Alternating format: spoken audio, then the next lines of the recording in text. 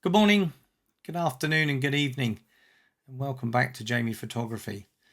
So in this video we're going to explore some of the new features that have been made available in Adobe Lightroom Classic 13. So there's a couple of new features which I'm going to take you through today. I'm also going to process an image whilst we're at it so we can get to this finished article here, which is quite a transformation from the original image. Let me just show you the original image. There we go. So that's the picture I took, and this is the image that I created using a lot of the new features that are available, and also having a bit of fun creating this almost model-like look to the image. So we'll take you through how I did that. If you like the video, then please feel free to click like, and I always appreciate your comments and your questions and any tips you might have down below. And if you haven't already subscribed, it would be great for you to click and join me on this adventure I'm having here on YouTube. Having a great time, a lot of fun. Yeah, what I'll also do is I'll place this raw image link down below so you can download this image and you can follow on with me. All I'd ask is you respect my copyright, and if you do choose to share this image on social media, on the internet, then what I would ask is that you give credit to myself, Jamie R. Mathlin. Okay, let's get started. So what I'm going to do first off here is I'm just going to tidy up the image a little bit, and then we're going to jump over into Photoshop, tidy up a little bit of the mess that's on the ground, and we'll use some of the new features and we'll bring this image together. So first thing I'm going to do here is, as always, I go straight down to the noise section, detail, and I click denoise, and I'm going to apply the denoise here. I know it's ISO 100, so the noise levels are quite small. So I'm going to go at 40%, and I'm not going to stack the image, i.e. put the new image in front of the old image. I'm going to keep them separate for now. So I'm going to click enhance, and it's just going to run the denoise function for us and take out any grain, any noise that we might see in the image. So just have a look in here. There you go. You see how much sharper that is. So we've done that. That's the first thing we'll do. Now we're just going to check the perspective to make sure that we've got the perspective correct. So I'm just going to go down to transform. I'm going to try auto just to see if it sorts it out. Well, it's certainly sorted it out on this side, that side, but Canterbury Cathedral, there is the main tower is leaning. So we're going to go to guided, and we're going to take the door frame there on the left. We're going to take the window frame there on the right, and then I want this to be straight, so I'm just going to pull that across here, and you can see you can, by moving that up or down, you can decide how much you want to lean left or right. So if I go down a bit further, you can see I can bring that more vertical while keeping these in the vertical as well. So if you go too far, you can see this street is sort of starting to lean slightly. So we just need to find a sort of compromise between the two, and I think that looks okay there. So happy with that. Now, just before we go over into Photoshop, I'm just going to make some adjustments. I'm going to bring down the highlights, not too far, and I'm going to open up the shadows. Always incredible how much dynamic range there is with these modern cameras and what you can bring back. I'm just going to check my white, so I'm going to hold down the Alt key, take the white slider, and just make sure we don't have too much white showing there. So you can see the little blue dots. I'm just getting rid of those. I'm just going to get rid of the lines from the transform. So I'm just going to turn those off. You can hit this little hash button here in transform, and that will turn the lines on and off in transform. Just back up to the top there, just going to check the blacks, hold down the Alt or Option key, and I'm just going to bring it down so just start to see a little bit of black there. So we've just got a full dynamic range. You can see it's just clipping slightly on the histogram. If I click on that little triangle there, you can see where the little blue marks are, and that's showing that we're just clipping there. I don't mind a little bit of clipping in the black. That looks okay. We've got no clipping at the top. That's fine. Now, whilst we're here, one of the new functions that Lightroom 13 does bring us is the HDR function. Now, I don't have an HDR monitor, so here you've got an extra one-stop 2 stop, 3 stop, 4 stop, and these lines. And if you do have an HDR monitor, you're able to push your dynamic range up into those areas. So for example, if I brought the highlights up, you can see I can move the green and the blue highlights there have moved up into 1 stop over and 2 stops over. So you could do that if you had a monitor that had HDR function, and you could turn that HDR function on. Whilst you're in the HDR, you can also click the preview SDR. So you can also see where it sits there, and then you can adjust the preview SDR so that if you were working with an HD monitor, you could make adjustments for an SDR monitor, a standard dynamic range monitor, and you'd be able to see that. But in this case, I don't have an HDR monitor, so I'm not going to use that function. But there is one other little function here in HDR whilst I'm here, which is the Visualized HDR. And now you can see those extra 1, 2, 3, 4 stop ranges. So as I move the sliders up, you can see that the colors change on the screen. So the light blue is 1 stop, the darker blue is, as you can see here, light blue 1 stop, darker blue is 2 stops, into the purple, which is 3 stops, and then there's a much darker, almost bright, bright pinkish sort of color there, which would be the 4 stops. So that allows you to visualize how far over you're actually going. So if I bring that back with the HDR on, that's 1 stop over still, and I can keep coming down until there is no blue. There we go. So I'm back into the standard dynamic range. I have nothing going up into 1, 2, or 3 or 4 stops over in the HDR. So that's what that's for. So I'm using Apple Studio displays, and they don't have the HDR function. They're standard dynamic range. The Retina is a very, very nice look, but it doesn't have that additional HDR. Now, HDR's very useful if you've got an HDR monitor and other people also have an HDR monitor, so that they can be able to see those greater dynamic ranges. And also some printing houses will be able to print slightly higher into the dynamic range. But for most of us mere mortals, we sit with SDR. So I'm going to switch that off, go back to our standard SDR profile there. So we've made the adjustments here. I want to pop over into Photoshop and just have a little bit of a tidy up here. So we'll right click, edit in. Now I'm still using Adobe Photoshop Beta. I know the new Photoshop 2024 is out, and it has most of the features, including generative fill, that we want. But I prefer to use the beta version. I've noticed some ever so slight differences in the way that generative fill works and generative expand. And there is a slight improvement in the object selection with beta, but you get a slightly higher resolution in 2024. So you've got to decide which way you prefer to go. Personally, I prefer to use smaller areas when we're tidying up.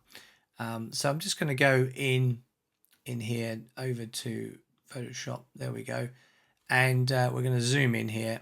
And we're just going to just have a little tidy up here. So I'm going to start off using the remove tool. So I'm just going to go into the spot heal brush and select remove tool, and I'm going to make the brush bigger using the square brackets to the left of the return key, and I'm just going to take out some litter here, some garbage that somebody's left, just clicking to remove those.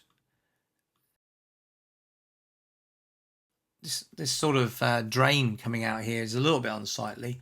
Let's see if we can remove it with the remove tool. Just going to pop that in there. So just think about that. It worked very, very well. Very happy with that. Yeah, I'm probably going to crop this image when I go back, so I don't need to get too carried away. That's certainly tidier, and there's definitely one big cable coming down here that I really don't like. So I'm just going to take that out as well. There you go. And I'm just going to take this alarm box out as well over here, just to tidy up that area. Okay. Some cables remaining. Just going to tidy that up. And we'll just double check down here. Don't know what that is, but we'll remove that.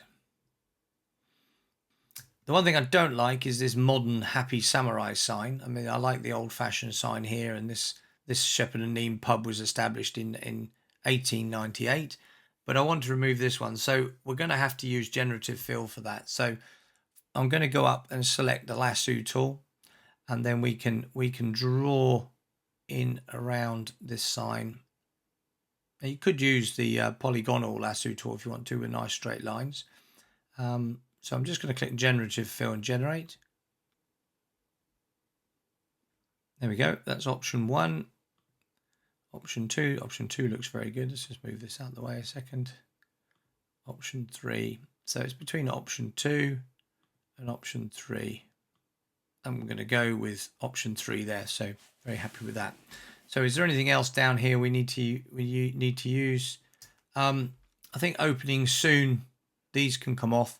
We'll go back to the remove tool for that. So just going to go back to the background there. I'm just going to flatten this image out so merge visible, so that the generative fill work that we did is all brought together. I'm just going to highlight these here, take those out. Make sure we're on remove tool. Yeah, same here.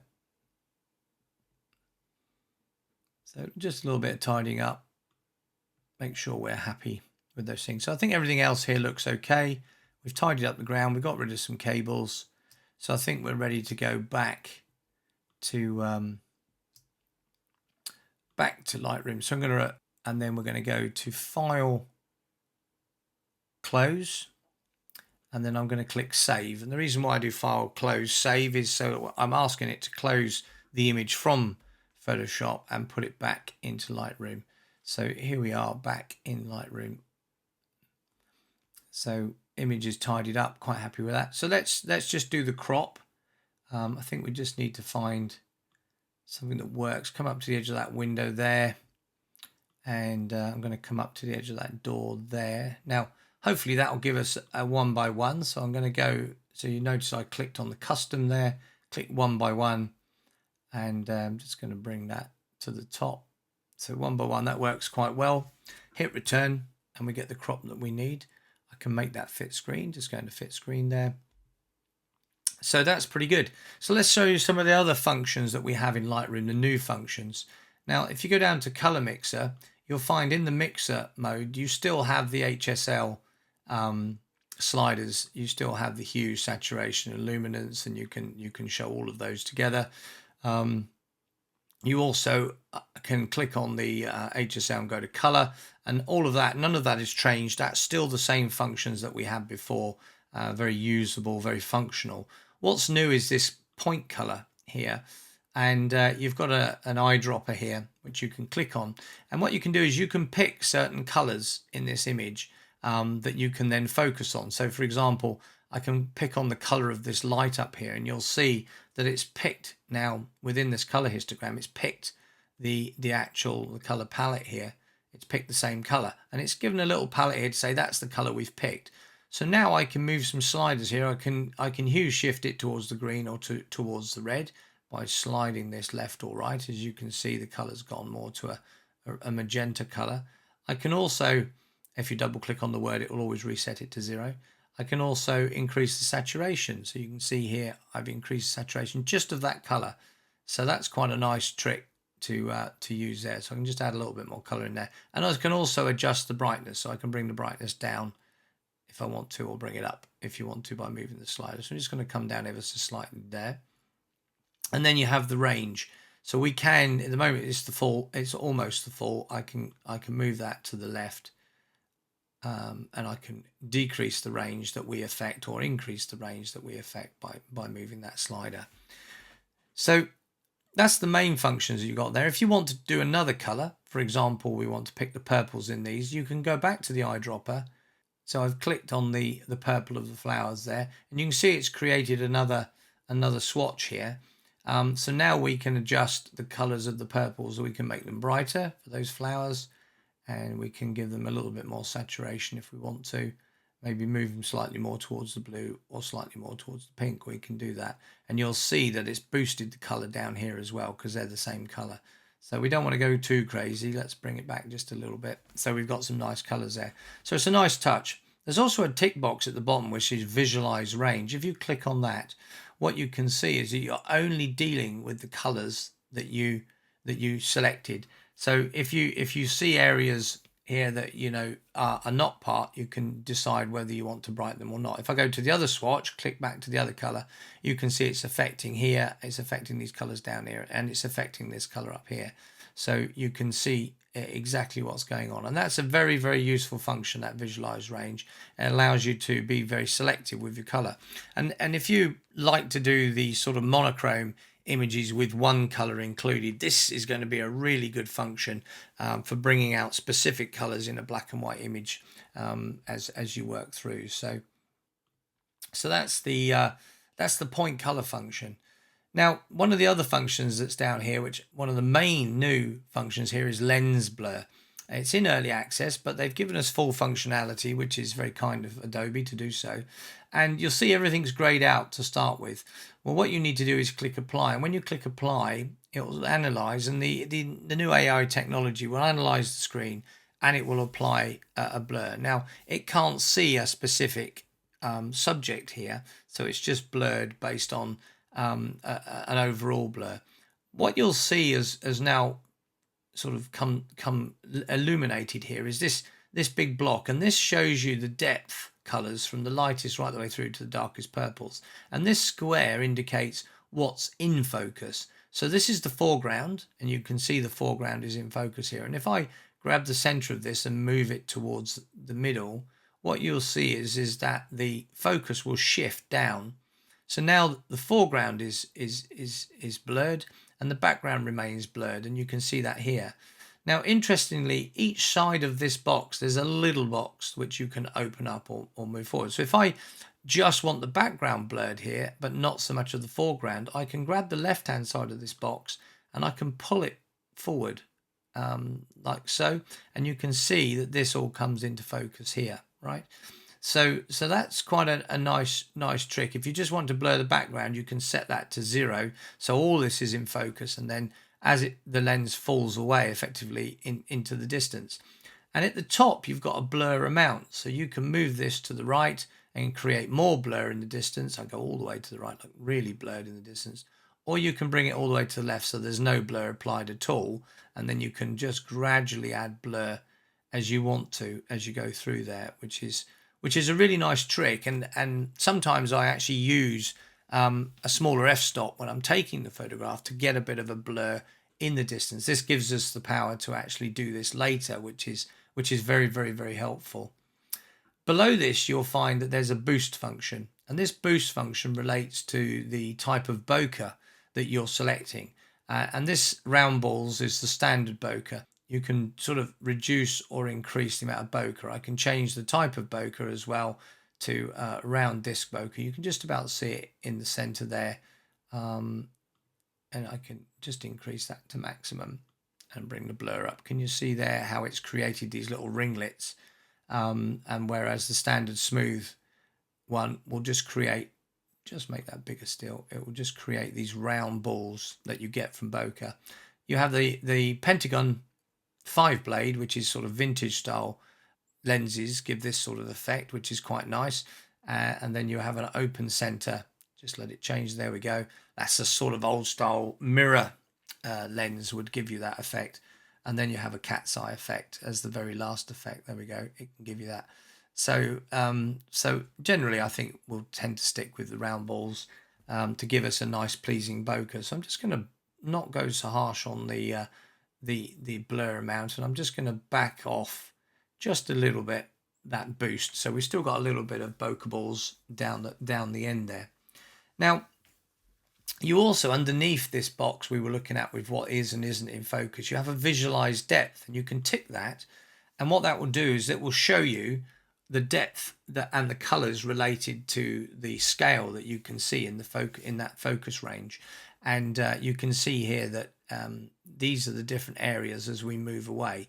So now you can decide, I don't want any of the orange area in focus, so I can move the left hand, which is the foreground slider, down so it's just below the yellows. So I'm going to take it down to about there. So it's just down below the yellows there. So this should now not be in focus. So if I turn the visualized depth off, it'll go back. You can see this is now out of focus. So that allows you to also play with the depth as well when you're in there. So I'm going to turn the visualize off for a second. So for example, if I wanted the blur line to be slightly extended, I could move the right hand box here to move it down. But you can see up here in this top corner, this top right corner here, this is completely blurred, and actually it should be in focus. So what I need to do is select focus. Now these are your brush controls. So you want 100% feather. I want flow, say about 60%, something like that, and then I can just paint over that and gradually bring that back into focus. If I stuck that to 100 flow, it would come back straight away. So you can just pull that back into focus there, and these areas here also you can bring that more back into focus. If you want to blur an area more, so you can select the blur option, and anything that's in focus we can blur it, just sweep it through in a particular area, and as you can see we can blur out more of that foreground if we want to. So you have control over the focus and the blur capabilities. It also works similar to all brushes in Lightroom. If you press the Alt or Option key, you can turn it from a plus to a minus. So I can go to a minus, and then I can bring that blur back again. So same with the focus. If I've got positive there and I want to bring things into focus, I can just bring that into focus like so. So that's how they all work there. You also have auto mask. When you are in the functions, you can select auto mask, so it will pick up on certain areas as you go through. So the new function, there is two selectors here. One is a subject or person, so that will pick up on an object that's got in there, and the other is that you select the location. So you click on this one, and then you can effectively pick where you want to be in terms of what's in focus. So I've got my focus where I want it. I've got the foreground slightly blurred here. I've got the distance blurred. So I've got this very shallow depth of field, and what this does do, it creates almost a miniature world look, almost like a model, if you like, when you do this style of blurring. It's not really my style, but it's fun to have a play with it, and just to see what we can achieve. So I'm just going to put this back, find that blur point, which is about there. I just want to make sure that this side is not blurred, so I'm just going to click on focus there. I'm going to take a smaller brush, and I'm just going to make sure that's completely in focus there, because that will just give us a nice look along there. And the shepherd and Neen also, I don't want that to be blurry. I want that to be nice and clear there. You can see the sign's slightly blurry, so we'll use the focus tool. I'm just going to increase the flow to near 100%, and then I can just bring that back and make it sharp, because it was sharp in the original image. So we just bring that back. I'm just going to turn the feather down so we can go quite close to the edge. The flowers are a little bit out of focus up there, so I'm just going to increase the feather, and I'm just going to bring those back as well, just to make them work quite well. And as we did previously, just bring this corner up. I'm just going to make the brush bigger still, and just bring the edge of this window in. I want that in focus. There we go. So you can control what focus level you have, and you can decide how much you want to do it. So I'm quite happy with this shot.